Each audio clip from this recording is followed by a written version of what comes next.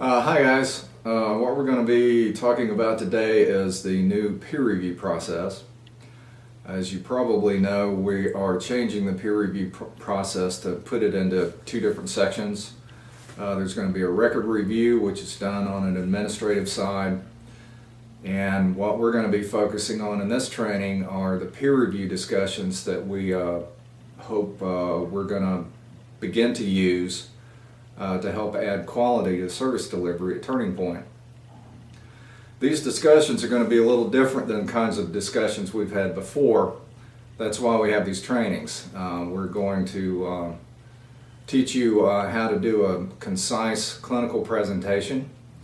It may not seem to be very person-centered, but the person-centered part of this process has to do with the fact that we're going to be talking about real people and real needs, rather than pieces of paper and records. We hope this is going to be helpful. We're going to be having fake discussions about people that Andrew has made up, just to give you examples of how these conversations might work and how these conversations might help you solve problems. Cool.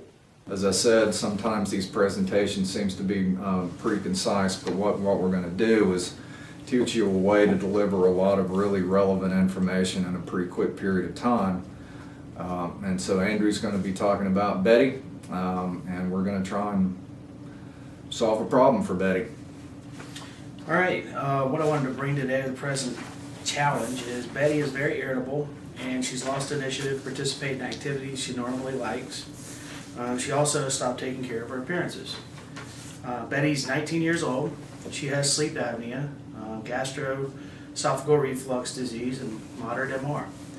She lives with her mom, and she takes Prilosec 20 milligrams one time a day and metformin 500 milligrams one time per day. She also has diabetes. They say it's controlled by medicine, and she attends a day program during the day. She just stopped taking her allergy medicine because her allergies have cleared up. And nothing's changed in her living or work situation. Nothing's changed in her life as far as people. She's showing progress in being able to use the restroom independently, and that means that she's flushing and she's washing her hands and taking care of everything. She's having trouble showing outcomes, outcome, whatever, you can cut that out. She's having problems with progress in initiating activities independently, self-care, inclusive of wearing clean clothing. Her eating has increased significantly, and she complains of waking up at night and being tired during the day. She's gained 15 pounds in the last year, and she's had decreased activity levels, and she's very lethargic. She's really good at making arts and crafts at the day program, and she's also good at helping her mom find things at the store. Let's see here, her family lives in another state, and her mom is all she has as far as family support. There's nobody else really except for her mom. And her weight is increasing, and they DC'd her allergy medicine. So maybe you can help me with Betty and help me figure out possibly why she might be irritable and has lost initiative. How old is Betty's mom? I think she's in her 50s. I think she's around 55.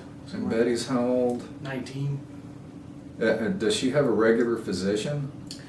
You know, she went to the doctor a couple months ago, and it was a family care physician. Okay.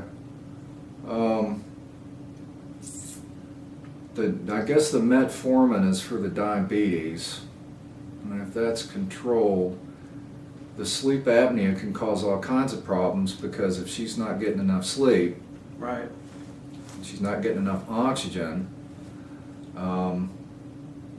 any chance that maybe could ask the family to request what do you call those sleep study things, or look at something to maybe help her sleep better at night?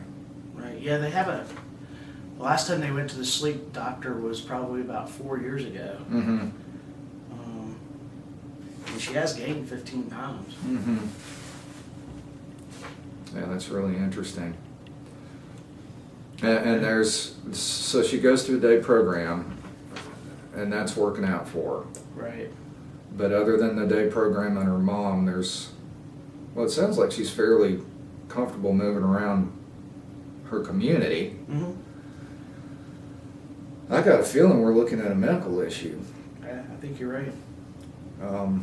So I'd check into the sleep apnea. I don't know if at the last visit they maybe checked her thyroid to make sure that was working okay. Right.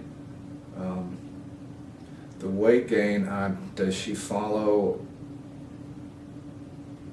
a diet for a diabetic person, or do you know? I don't know. That's not in her plan. It just says the diabetes is controlled. Yeah, I'm assuming that would be, but that's, I mean, if she's gaining weight, something's going on. something's going on. Yeah. So we need to look at her diet, and we need to, go to the doctor, and Yeah. possibly even maybe look into sleep medicine.